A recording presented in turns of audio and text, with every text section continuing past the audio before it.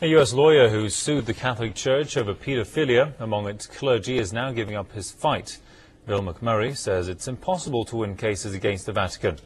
The attorney made the remarks a day after asking a Kentucky court to dismiss the child abuse case he brought 6 years ago. The suit sought to hold the Vatican accountable for all child sex abuses carried out by Catholic priests in the U.S. The case was filed by 3 men who claimed that they were sexually abused when they were boys. The plaintiffs asked for their case to be dropped after earlier rulings in U.S. courts recognized the Vatican as a sovereign state. That means the Vatican enjoys broad immunity from prosecution. To tell us more, we're joined by Alfred Lambermont-Weber. He's an international lawyer from Vancouver. Welcome to the program, sir. U.S. courts seem to be creating obstacles, as lawyers say, in the way of legal cases against priests who stand accused of pedophilia. Could this lead to a sort of unofficial but effective legal immunity for the criminals? Well, yes, and this is an entirely improper use of the sovereign immunity doctrine, because in this case, the plaintiffs are suing for sexual abuse crimes committed by religious clergy and by the chief religious overseer, namely the Pope. And so those individuals are held to ethical standards of care and not to the standards of care of a head of state. Those are two different matters, because these Catholics are not citizens of the Vatican, and so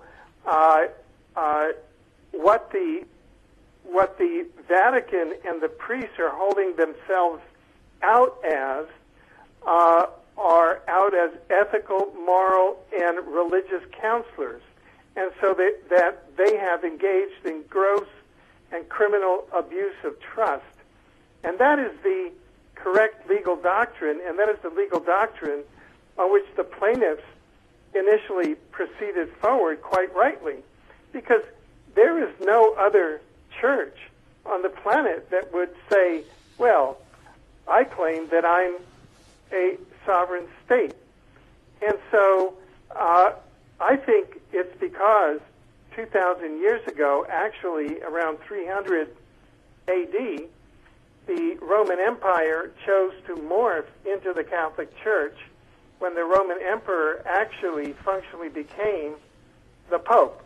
So here we have an unmasking of the Pope as actually a continuation of the state once known as the Roman Empire.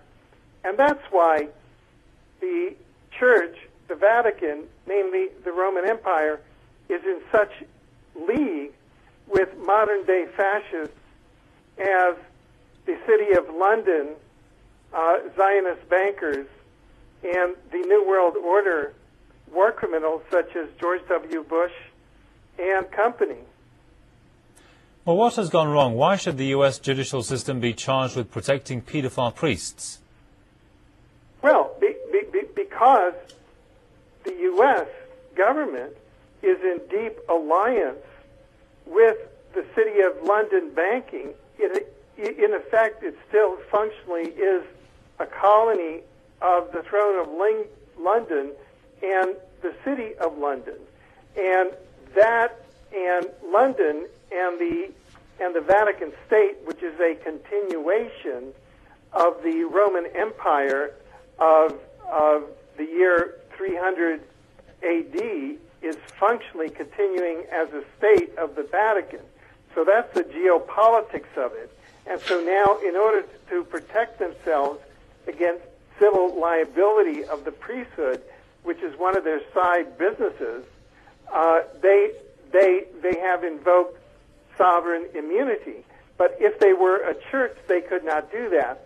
So they have unmasked themselves as, in fact, a continuation of the Roman Empire in league with the City of London and the UK in league with the U.S. in the imperialist wars.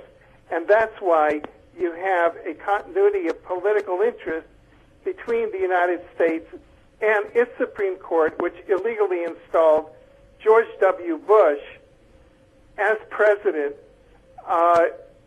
in the case of Gore versus Bush after the illegal 2000 election in the United States. It is now a plutocracy and no longer a true democracy. All right, we'll leave it there. Many thanks to Alfred Lammermont-Weber, an international lawyer from